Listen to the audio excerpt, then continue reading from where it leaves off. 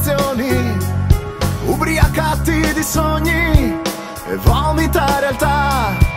Reciti una parte che nasconderà la vita in una pagina, dietro ad un rossetto che lo fermerà, la libertà di una poesia.